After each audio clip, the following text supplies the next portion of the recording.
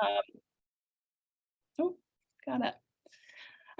We can talk about environmental justice and climate change. That's certainly important right now as we're facing in North Carolina an impact of a storm that is hitting multiple states across the South. We can also talk about education and making sure that people know we're voting for school board this year. This is the time to make those decisions about who do we want to represent us on those local levels, as well as county and statewide. So this is probably familiar with you. I know a lot of our supporters have seen this graphic, but what we're gonna do next is dive into some decisions and specific examples of the way that these local officials up here, these local offices, are making decisions that impact each of us. So we're gonna start on the municipal level. Now, not every place has a mayoral and city council race right now. Some of those happened in May, some happened in July, some will be back on the regular schedule next year. Remember that because of census delays, a lot of things were delayed because of COVID. But the capital city, Raleigh, does have a mayor's race this fall on November 8th. And there are several other cities as well. So we're going to start here with the mayor and city council. These are folks who decide what can be built where and provide public services and utilities like trash and recycling pickup, water and sewer, roads and sidewalks, parks and recreation, and funding for police and fire.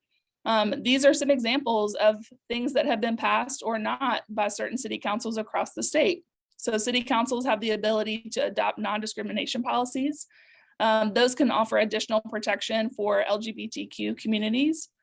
City councils can vote to permanently remove statues from city grounds. City councils can create a participatory budget process. And there are some great examples if you want to Google what your town has done with participatory budgeting. That's where voters actually get to firsthand pick what local budgets look like. And so I know in Durham, where I live, there are multiple projects that are proposed, and then voters can decide and make their votes not on a ballot, but it can look differently in different communities. But those city councils actually propose options, and voters get to decide how that money is spent and which projects get funded on a local level. City councils can adopt local plans for more green spaces. They can fund things like city parks or bike lanes, where to add them and how many miles of bike lanes. Those are decisions that are made on the local level. City councils can adopt development plans. That includes affordable housing, can or cannot include affordable housing. And that also includes new construction. So if you live most any place in North Carolina, you probably have seen new construction or developments going up. We are a booming state in terms of new residents, and the plans and options available in your city are decided by the city council. They also can create local jobs. They can determine the number of police officers that are hired or alternative community safety programs. And so again, I encourage you to kind of Google your local city council and see what decisions have been made recently. If you don't see it on the ballot in 2022, you will see it on the ballot in 2023. And so these are important local offices. A lot of cities elect city council members every 2 years, some every 4. So it does depend on where you live, but these local offices do make a lot of decisions that impact your daily life. Now, county commissioners is up next. These are the people who pass a budget that funds services, including the county board of elections and the county health department, the public health department, safety, human services, and mental health services. All 100 counties in North Carolina get to vote on this in 2022. So these are people who can fund county boards of elections. For example, these are the folks who get to decide how much money your county board of elections has for additional PPE, whether they can hire more poll workers, whether they can upgrade their database security software, whether they have more early voting sites or fewer early voting sites. Those are decisions made mostly on a budgetary basis. County boards of commission also can vote to recognize local people with rewards for community service. So if you've ever been elected to receive one of those, that can be a really fun experience on a local level, and your county board of commissioners gets to decide what kind of rewards they pass out to their local county residents. County boards can also fund additional mental health nurses at your county health department. So again, if you might have 2 or 3 positions right now, maybe you think that they need 4 or 5 more, or if you have a whole lot of county nurses, maybe you think they're spending too much on that. That's a decision for you to decide right now. You get to research these candidates and see that their values line up with yours. County boards also get to decide the redistricting policy for the wards and districts. And so remember that some city councils have wards, some are at large, some are in wards. Same with county commissioners. Those are redistricting decisions decided on a local level. And I know a lot of our supporters remember with the redistricting process for Congress, but remember that there's local redistricting as well. And those folks are elected by you. County board commissioners can fund community college programs that can impact the number of academic offerings. So sometimes you'll read a headline that says, the such and such community college now offers a new type of automotive certificate. That's because that community college was able to fund that program and increase or decrease the number of types of academic offerings that your local community college has. County boards can also fund and plan for broadband expansion. This has definitely been a hot ticket item in North Carolina, across North Carolina. And a lot of places have seen that expansion. Some have not, and that is a local decision but based on your county commissioners. They also can vote to increase the wages of the county employees. And so that's certainly a decision that you might have an opinion about. Next up is school board members. These are the folks in charge of your public school district. They get to approve and fund school construction or renovation. They get to set the school discipline policy. This is an office that's getting a lot of attention this year, but I want to make sure everyone here knows that these school board members, there are more districts than there are counties in North Carolina. So it's really important when we get to the sample ballot lookup that you know which district you're in and you know how many seats are up, because sometimes it's the whole board, sometimes it's a few. Some of them are all on the same schedule to be elected or reelected, and sometimes it's variations of that. So it's really important that you know what your local school board makeup is and how many choices that you get to have this year in 2022. These school boards can vote on building new schools and choose where those schools are located. They get to decide the maps and the lines that impact which schools, or excuse me, which students go to which school. They also decide discipline policies and how and where to use school resource officers. These school board members can hire and fire your local superintendent. They also can fund and decide to pay for additional roles, like, again, for school nurses, for special education teachers, for bus drivers, for cafeteria staff. So not just teachers, but the whole school building has a lot of additional support staff. And those decisions are decided on by your school board. School boards can also buy new playground equipment or update existing equipment. And I know, again, this has been a big office to watch in terms of making renovations or updates to your local public schools. Now's the time to make your picks on this office or multiple members, maybe depending on where you live, for your school board members. Next up is the county sheriff. These are people who are elected to manage the county law enforcement agency, like your local sheriff's department. They get to provide security in jails and in the courtrooms. They oversee the daily conditions of the jail and those inmates in their custody. They create the safety policy for those jail residents. They also can hire more or fewer staff and choose where to assign them within the jail. County sheriffs can choose to work alongside ICE to complete deportation orders or not. Some choose to work with them, some choose not to. County sheriffs can respond to alleged crime scenes or traffic stops anywhere in the county. And so just note that, of course, city police are different than county sheriffs, but those roles sometimes overlap in terms of where in the county or the city you are. County sheriffs process and approve or deny gun permits. County sheriffs can decide which organizations, like you, can vote. A lot of y'all know that we go into jails and provide voter registration services. That is up to the county sheriff. They also get to decide whether vote groups like ours and the family visitation schedule, the educational access in terms of other programs like GED, teachers. They get to decide whether faith community access is available. All those decisions about who's allowed inside the jail, those are decided by your local county sheriff. And every county in North Carolina has this on the ballot this year in 2022. District attorney, this person decides what crimes to prosecute and whether a person will be prosecuted on which charge or what charge.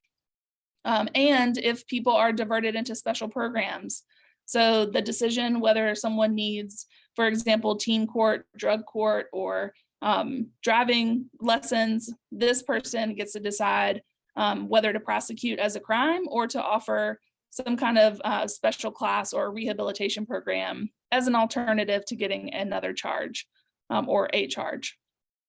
The district attorney decides whether to bring charges and what kind of charges. These decisions are final. They also decide the cases that do go to trial. They represent the people of the district. And so this is someone in your local community that gets to make major decisions about how charges are brought and when and how, and then also makes recommendations for sentencing. There's a whole lot more. Here's a list here of even more offices. I'm not going to do every single one of them. What I hope that you're taking away here is that 2022 is a big, big election, and there are a lot of offices and a lot of power that you're going to see on the 2022 ballot. Don't let someone say that it's because it's not a presidential year that it's not important.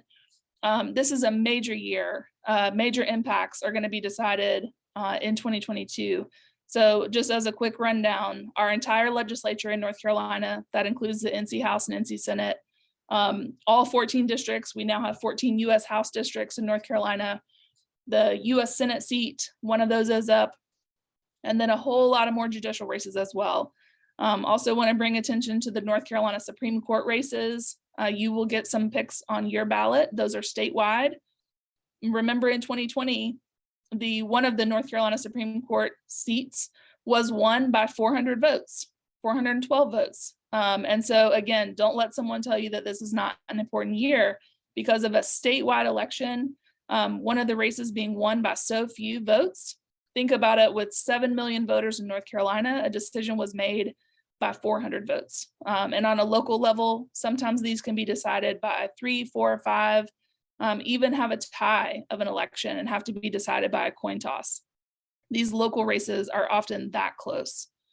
We also have the Soil and Water District Supervisors, Register of Deed, Clerk of Courts. There's a lot of races that you're going to see on the ballot. Again, I'm going to share a couple things in the chat as we get towards the end. So you'll be able to look up your sample ballot and research what you need to know.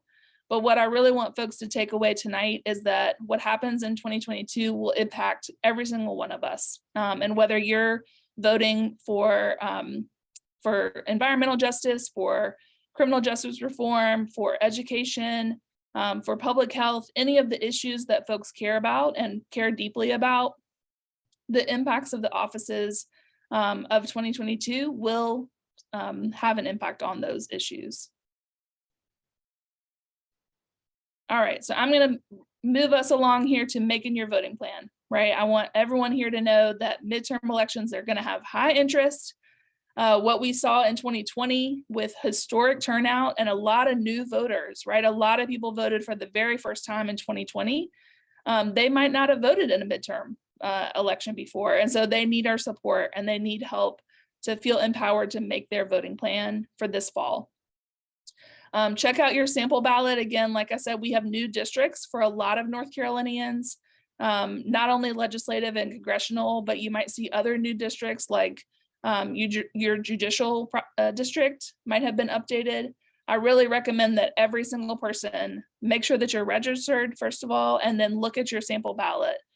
Even if you've been voting at the same address for 20 years, 25 years, you might have a new district. You probably do. And so now's the time to make sure you're fully prepared, and then use that information to empower your local neighbors and colleagues and friends and family, and make sure that they also have access to their sample ballot and make sure they're registered at their current address.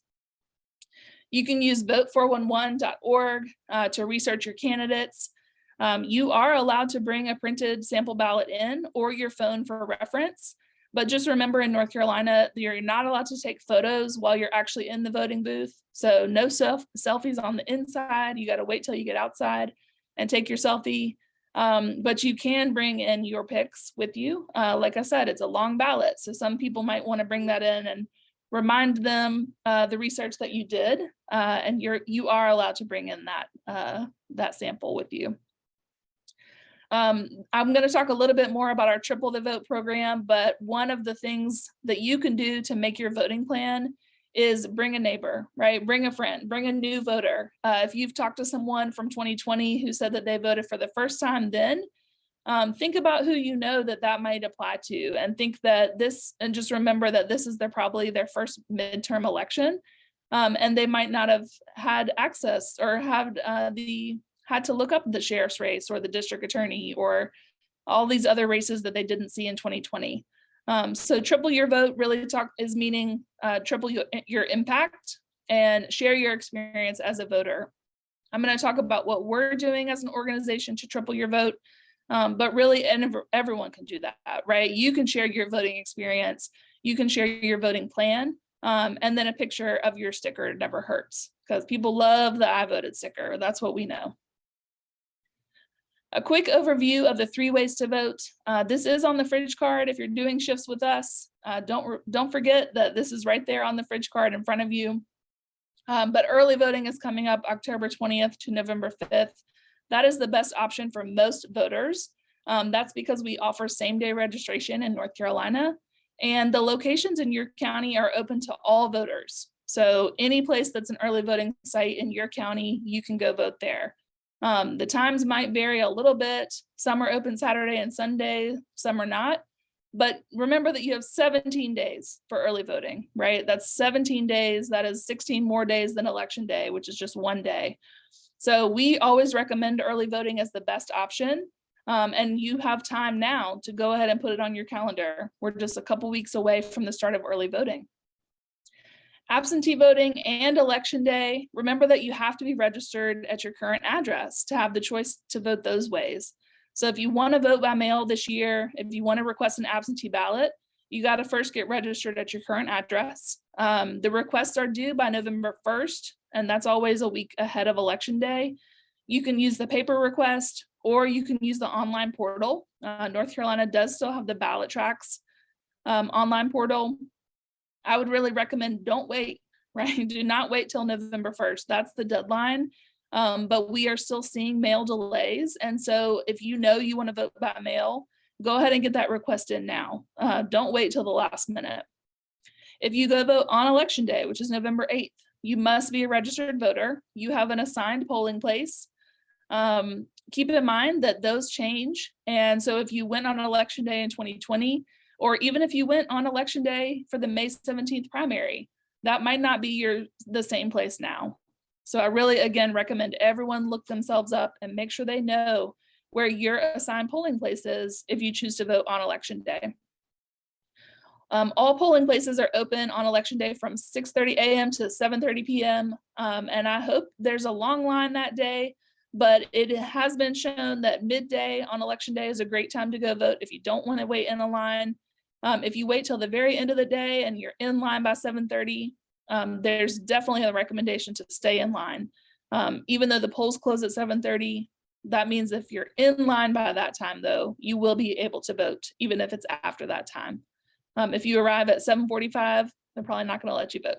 but go early, stay in line if you're in line late, or avoid election day altogether and go vote early during October 20th to November 5th.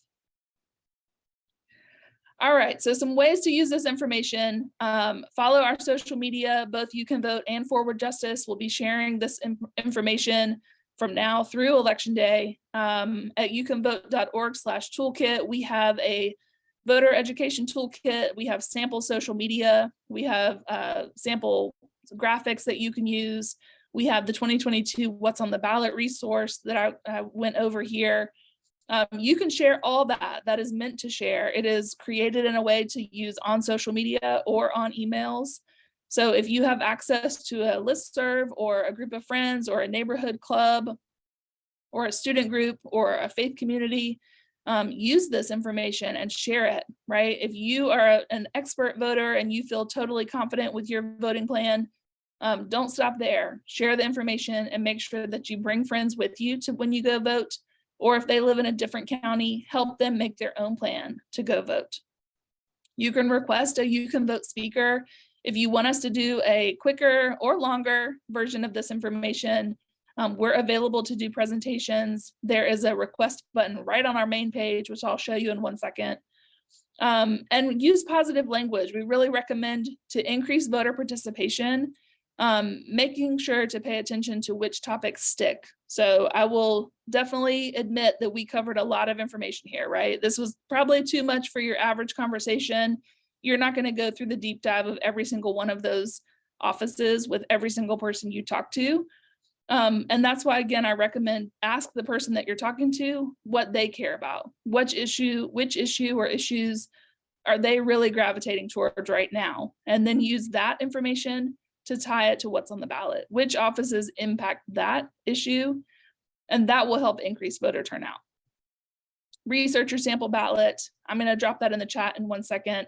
There are a lot of tools that are being published right now or available online that you can look up your sample ballot and then go ahead and start researching those candidates so that you know who you want to pick. All right, next steps. We got to get to work. If you have not been doing work all year, now's the time, right? We need you to share this information. We also want to invite you to share this updated eligibility. One of the things that Ashley mentioned, or maybe Kat mentioned, is that oftentimes the voters that we talk to who don't know about the updated eligibility will want to share that information with their family and friends as well. So we need you to help start that conversation and think about all the people in your community that need to know the details for what's on the ballot, the details for early voting, and especially the updated eligibility, because this just happened over the summer. And so it is new since the primary. We really need your help to share this information. We also have GOTV phone banks coming up. And so if you are a phone banker and you want to call some of the voters that we've registered this year, those dates are live now, and you can go to youcanvote.org/events and go ahead and sign up for a phone bank. We're going to be calling through the list and helping folks make their own voting plan. You can sign up today for those phone banks. We also need your help to fuel the vote, right? We have a You Can Vote. We have a new tour called Fuel the Vote. We would love your support and ask for your donations, both to You Can Vote and Forward Justice, so we can continue to do this work all year round. And then join our volunteer teams. We need everyone on board, and we need everyone to help us, again, not just get through 2022, but next year for municipals, and then 24 for presidential. There's always an election year coming up, and we really appreciate your support and ask you to help us fuel the vote across North Carolina. Now, for some folks who want to think about what am I going to do for early voting after I cast the ballot, I know a lot of folks are just counting down till October 20th, and they're going to be the first one in line at their early voting site. If you also want to volunteer with us and do the next step after you cast your own vote, we are celebrating every voter in North Carolina with You Can Vote. This is our new sticker here. We are doing a voting MVP. And this is a program that we launched in 2020 called the Voting Rights Ambassador Program. We are building on that success in 2022. And this is also the program that I mentioned called Vote Tripling. When a voter comes out with their I voted sticker, we say, thank you so much for voting, and I want to help more people vote. Can you text 3 friends right now, send them a picture with the early voting schedule, and we'll give you another sticker, right? Because everyone will do anything for a sticker. So if you see a voter, we are going to be at early voting sites. And if you see someone with an I voted sticker, if you say, would you like another sticker? It looks like this, the voting MVP. This is the ask that we're going to be telling people. Can you text 3 friends right now and send them an early voting schedule? The second part of the Voting Rights Ambassadors program is poll protection. And so if the voter was unable to vote, we will assist them, or in all those cases, call the voter hotline and report the problem. And even if not you, but one of the election attorneys will help that person cast a ballot this fall. And so if you're interested in volunteering with us and want to help us during early voting in person at early voting sites, I will drop this in the chat as well. This is the Voting Rights Ambassador Program, and we are going to be celebrating voting MVPs this fall.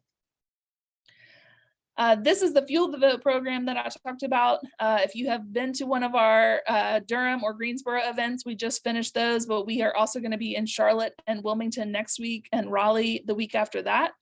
If you'd like to come on out to one of these fun events, you can register at youcanvote.org/fuel. These are fundraising events, but attendance is free, and we would love your support. We'd love you to come out with us and have a little food and a little drink and enjoy each other's company as we fuel the vote across North Carolina. All right, I'm going to pause for questions. I'm going to stop sharing so I can see the chat, any questions that you have, or anything that we need to answer.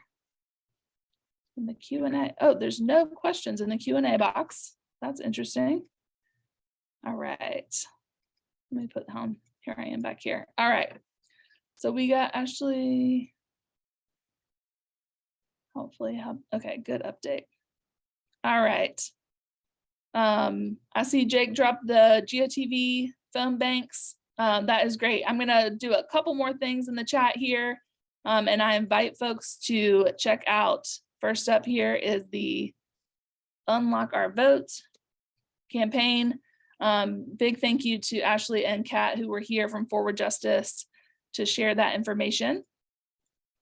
Next up are 2 of the candidate guides that I wanted to make sure that you guys know about. These are nonpartisan candidate guides. These are not endorsements. We are not making endorsements, but we invite you to read up on the candidates and share these with folks as you are doing your research for your sample ballots. Then the last thing I wanted to share is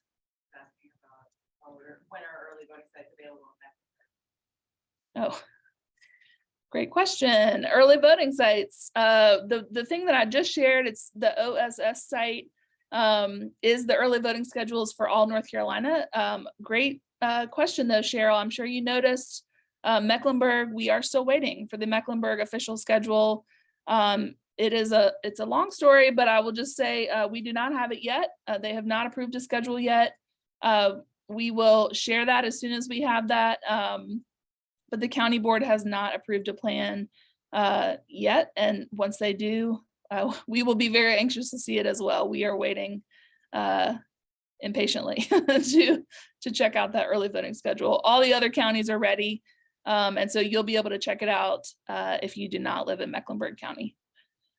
The link to the MVP. Oh, yes. Thank you, Aaron. I am going to share the ambassador sign up for if you would like to help us at early voting. Oh, I got the wrong thing pulled up. Just form. Do you have the, here it is. Got it. Yes, it is also available on the email. Oops. Sorry, I'm multitasking. Here it is. We also can send this in a follow-up email. What I just put in the chat there is a Google form that is the interest form for early voting help desk. That is the Voting Rights Ambassador Program. And we would absolutely love your help. Everyone is welcome to show interest in the Voting Rights Ambassador Program. And so please do fill that out. Rose is asking, tell me the voter education. Yeah, we do have information and materials to share, I think is what you're asking for. You can just send us a quick email, or I'll send a follow-up email to the attendees here tonight. We do have fridge cards and we do have posters. But honestly, at this point, we want to transition into GOTV conversations. So if you want to help us empower your local community, I invite you to come to one of our GOTV phone banks and help us make voting plans with voters. And we do have the newest, latest registration form. Keep in mind that the voting registration deadline is October 14th. So that is 2 weeks from tomorrow. So we have a little bit of time for that. But we also can just transition to making plans for early voting, which starts the next week after that. Residential. Okay, Rose, I see your comment. We can email you and I can definitely have a conversation about getting those materials. All right, y'all, let me check this other. No other questions. All right, I'm surprised, but thank you so much. I thought we were gonna get more questions about what's on the ballot, but really appreciate y'all being here. Thank you so much for spending time with You Can Vote at the last week of September. Really do hope everyone stays safe and take care of each other during this storm. I hope everyone makes it with no damage. And we will look forward to talking with y'all soon. Thanks so much for your time, y'all.